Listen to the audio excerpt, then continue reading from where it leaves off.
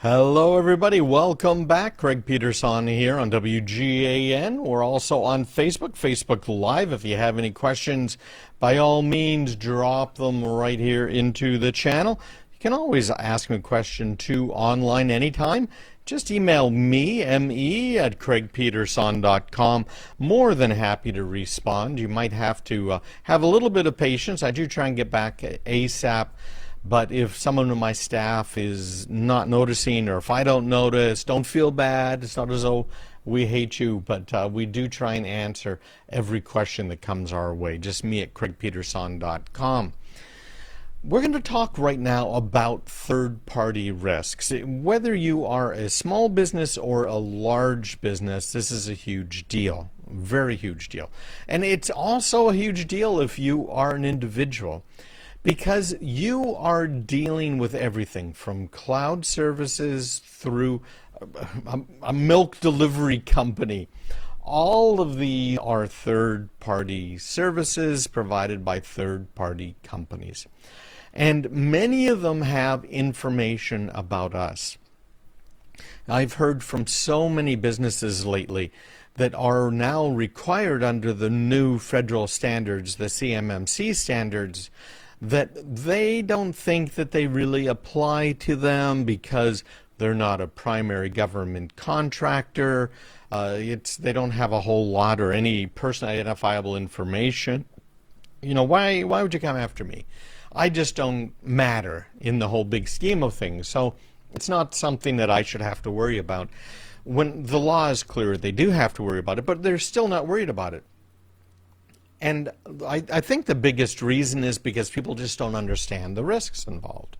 You're using Google spreadsheets, for instance, Google Docs for Microsoft Word replacement, and Google also has kind of a PowerPoint thing called Google Sheets, I think it is, or Slides, Google Slides that you can use in order to put the presentation together and even to show a presentation.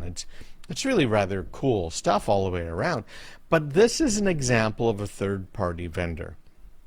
We already know that Google is looking at all of those documents and trying to figure out what it can use from that in order to sell us stuff, right? Or to sell our information to third parties.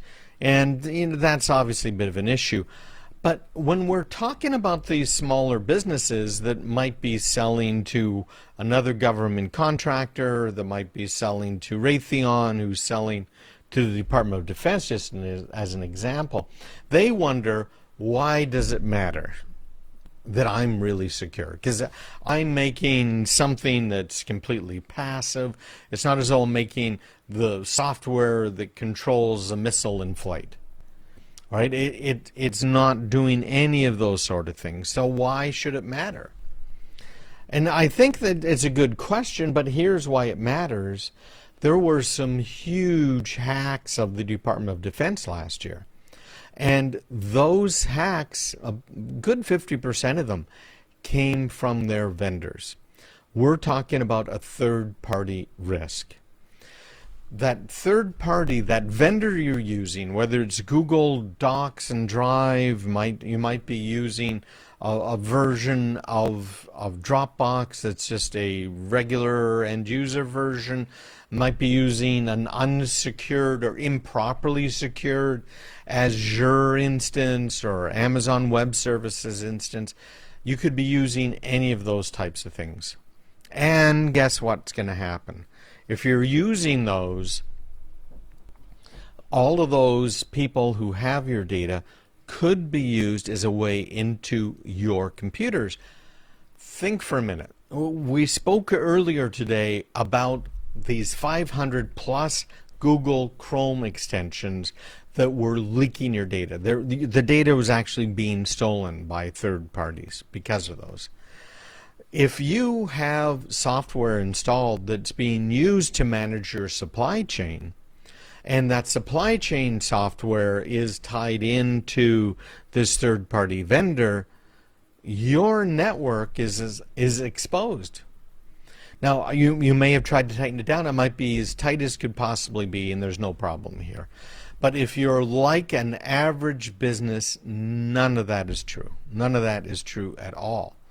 all of your data is potentially accessible by the third party. So some interesting stats that came out, and I have this up on my website. I will post, let me post this right now here in the Facebook live channel. Okay, it's in there now too. You can see that right at the end of my comments. They're showing that there were about 43% of businesses this last year, 44%, were in fact attacked and hacked via third-party breaches. So in other words, the bad guys did not come in directly. This wasn't a phishing attack necessarily directly against them.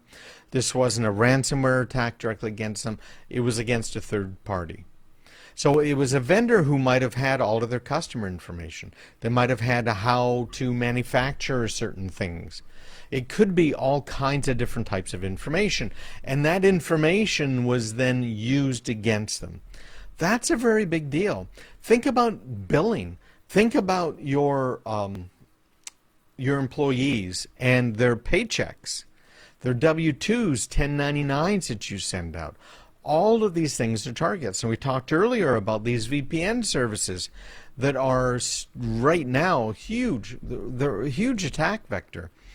Now, this number is up, by the way, 35% over the last 2 years. The number of records exposed in the breaches skyrocketed almost 300% last year. The cost of the breaches have gone up substantially as well. And you're going to find all of this up on my website, craigpeterson.com. But that's huge. So 44% of all firms that were surveyed had experienced a significant data breach caused by a third-party vendor. And remember, these are firms that know that they were breached. So let's look at an IBM study. This IBM study says it takes an average of 197 days for a company to identify that they have had a data breach. Almost 200 days to even identify, to even know that they had a breach, and another 69 days to contain it. That is inexcusable. Inexcusable. It really is. You know, so many people have fallen victim to vendors that say, hey, we've got the solution for you, don't worry about it. This is going to be so easy, not a big deal. We'll take care of it for you. And they don't. That's the only explanation I can come up with here. For what, 265-ish days from the time a breach occurs to the time that they've contained it? 265 days. That's 2/3 of a year.